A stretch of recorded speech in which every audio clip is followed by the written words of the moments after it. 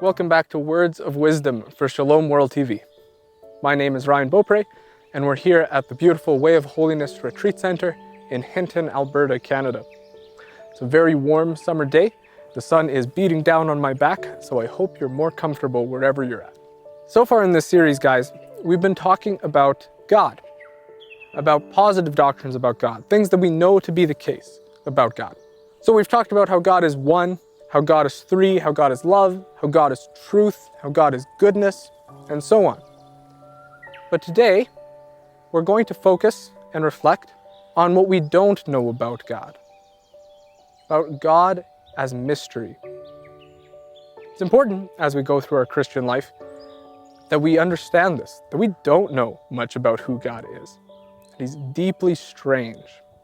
My bishop back home, whom I love and adore, has a saying, Ryan, at the center of our faith is mystery. And a mystery is something we know a little bit about, but not a lot about. So when it comes to God, we know a little bit about God. We don't know a lot. This comes through especially clearly in the story of Job in the Old Testament. We're going to read a little bit of it today. As you remember, Job had a rough go of things. He was a very rich man, and then he lost it all. And what he found was it was very difficult to get the words right, to talk about what God should do in this situation, whether Job was in the right, whether his friends were in the right, whether God was in the right. So let's listen to the story. One day, when Job's sons and daughters were eating and drinking wine in the eldest brother's house, a messenger came to Job and said, "The oxen were plowing and the donkeys were feeding beside them, and the Sabaeans fell on them and carried them off, killed the servants with the edge of the sword. I alone have escaped to tell you." While he was still speaking, another came and said, "The fire of God fell from heaven and burned up the sheep and the servants and consumed them. I alone have escaped to tell you." While he was still speaking, another came and said, "The Chaldeans formed 3 columns, made a raid on the camels and carried them off, killed the servants with the edge of the sword. I alone have escaped to tell you." And while he was still speaking, another came and said, "Your sons and daughters were eating and drinking wine in their eldest brother's house. Suddenly a great wind came across the desert, struck the 4 corners of the house, and it fell on the young people, and they are dead. I alone have escaped to tell you." Then Job arose, tore his robe, shaved his head, fell on the ground, and worshipped. He said, "Naked I came from my mother's womb. Naked I shall return there. The Lord gave, and the Lord has taken away. Blessed be the name of the Lord." In all this, Job did not sin or charge God with wrongdoing. The story continues. It's a long book. But what ends up happening is Job loses even his health after all of these calamities. And at one point, he's sitting on a pile of ashes, scraping his wounds with a broken pot. It's about as sad as it could possibly get. My goodness. His friends come along, and what they try to say is, "Look, Job, this wouldn't have happened if you were a good guy. God is just, and so he rewards the good and he punishes the guilty. He's punished you, therefore you must be guilty." Friends say, "We know who God is and we know how he works. And because of this, well, Job, you've got to have messed up somewhere along the way." But Job is looking at a situation and he's like, "No, I don't think that's not right. Is this a punishment? Where did I go wrong?" And so he doesn't curse God, but he also doesn't say this is fair, or this is just, or that he understands it. As the story continues, this just gets amped up and amped up and amped up and amped up. The end of the story comes after all these conversations between Job and his friends.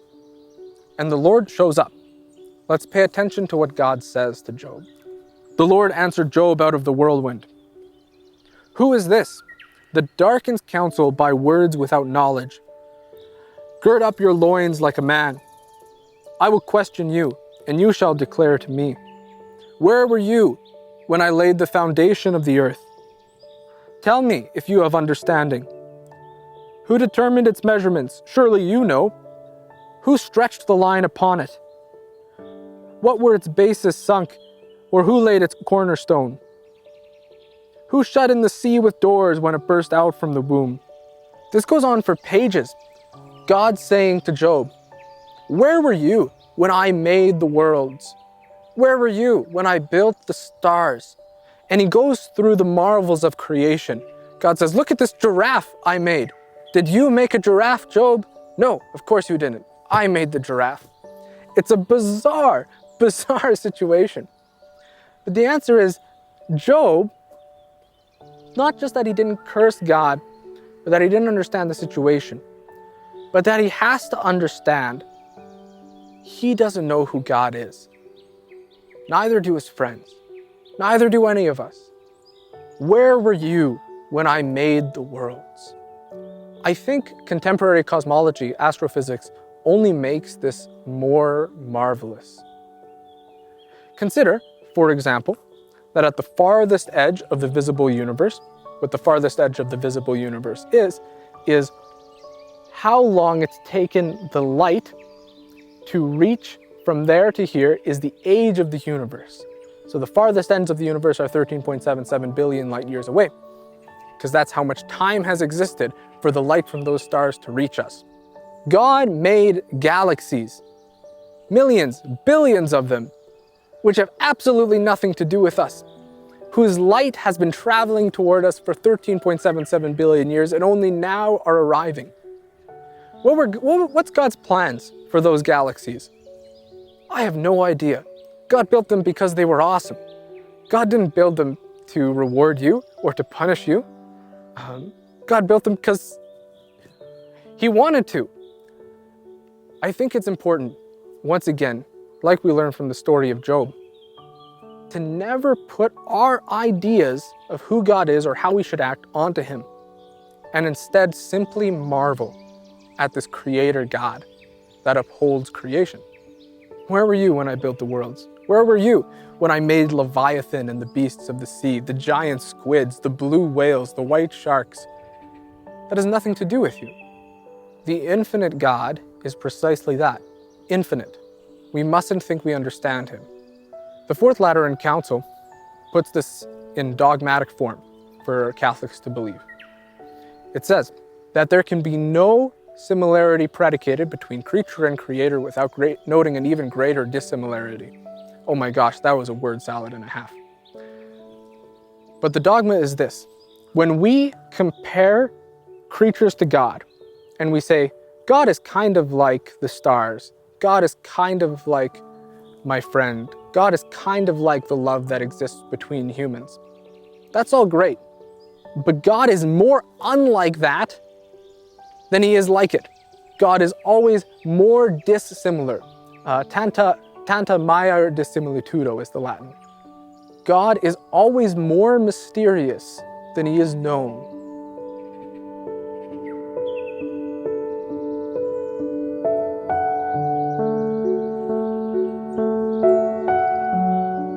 When we're dealing with the problem of evil and dealing with the struggles of our life, like Job, when things fall apart, we can get into a habit of saying, well, God shouldn't have done that. God is treating me unjustly. How dare you, God?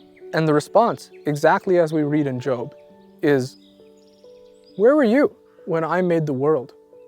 We're in no position to be judging God. We don't understand who he is or how he operates. That's entirely his business. We're creatures. He's the creator. What lessons can we draw from all of this? 3 come to mind.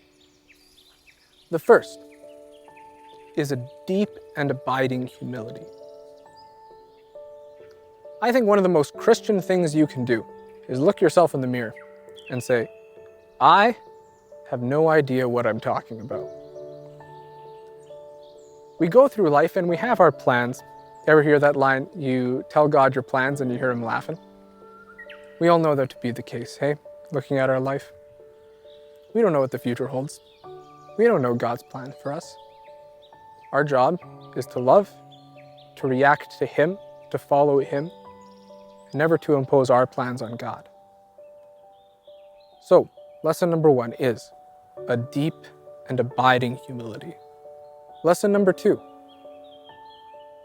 Be careful about using God's name in vain or thinking we understand him. A pretty common theme in the Old Testament is the Israelites trying to use God in a way that he shouldn't be used. So maybe they take the Ark of the Covenant, which holds the tablets of Moses and holds Aaron's staff, and using it as almost a magic talisman to win wars. So the Israelites are going into battle and they carry the Ark of the Covenant on their shoulders and they think, this way we'll be able to kill more of our opponents. How strange, how strange. They use God as a tool, but they don't understand him. They don't listen to his words. They don't appreciate his majesty and his mystery. I feel we can do this sometimes as well. We think we understand God, and we use that to judge the folks around us. We use that to hate. I think of all the religious hatred in the history of our church. A terrible, terrible thing, condemned again and again and again by the popes. Do we use God to achieve other ends, or do we let God be God? When we think we understand God, when we make God our tool, when we're like, God will make me rich, God will make me powerful, God will make me happy. God will make you happy, but God will make me pretty, or something like this. These worldly goods that we read in the prosperity gospels. Not good. What we're doing is we're turning God into an idol. We're taking our desires, our selfish worldly desires, and we're putting them on God. And then we're saying, God, you have to do this. And at the end of the day, we stop worshiping the one true God who is more mystery than he is known. We stop worshiping the God of Abraham, Isaac, and Jacob who appeared to Job in a whirlwind. And instead, we just worship whatever could make us rich and healthy and pretty. This is not good. So, lesson number 2 is to not use God's name in vain, not to use God as a tool, and to strip away all of our false idols of who God is. Friends, let God be God. Lesson number 3. Given all of this, given that God is more mysterious than he is known, how are we to pray? How are we to pray? The answer is, pray in such a way that you appreciate the mystery, that you appreciate, you don't know what you're doing here. When we pray, don't say, oh God, you should forgive me because I'm a good person. You shouldn't say, oh God, you should do this, and you should do that. Instead, always appreciate the mystery, even as you're talking to him, and say, God, I don't really understand what's going on here. I don't understand who you are or who I am. But, oh God, please help me to know you more. Lord, I believe. Help my unbelief. Jean-Luc Marion, the 20th century philosopher, gives us various ways we can do this. We can use our posture to pray. So just by standing well and attentively when the gospel is being read, then you're saying, I don't really understand the gospel. I don't understand myself, but I know I should be attentive at this point, and you appreciate the mystery. You kneel in front of the Holy Eucharist and appreciate precisely that, the Holy Eucharist. And in the Holy Eucharist, which we Catholics believe is entirely Jesus Christ. It looks like bread, it looks like wine, it tastes like those things, but in fact, by divine miracle, Jesus Christ is entirely present.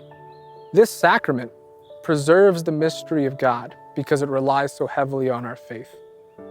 We say, I don't understand how Jesus Christ is present in this thing that looks like bread. Truly, I don't get it, but I worship it anyway, and I believe.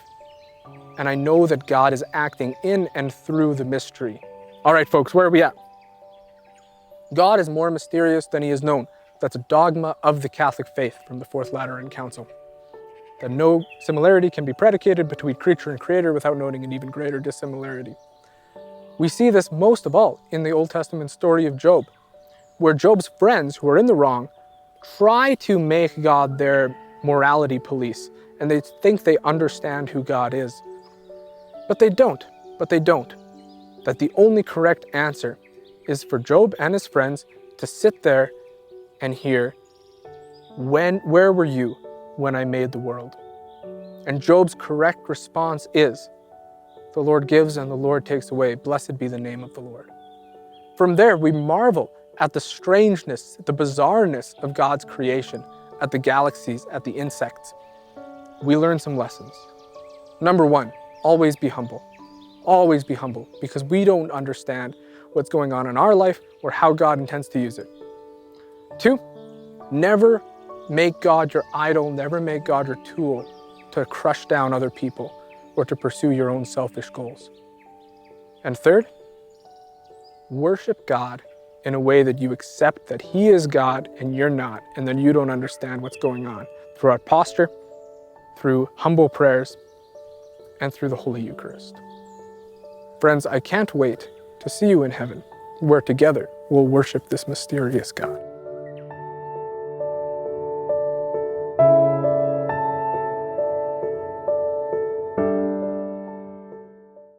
Problems, worries, sadness. Are you seeking solutions?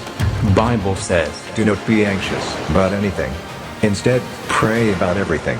Choose faith over fear.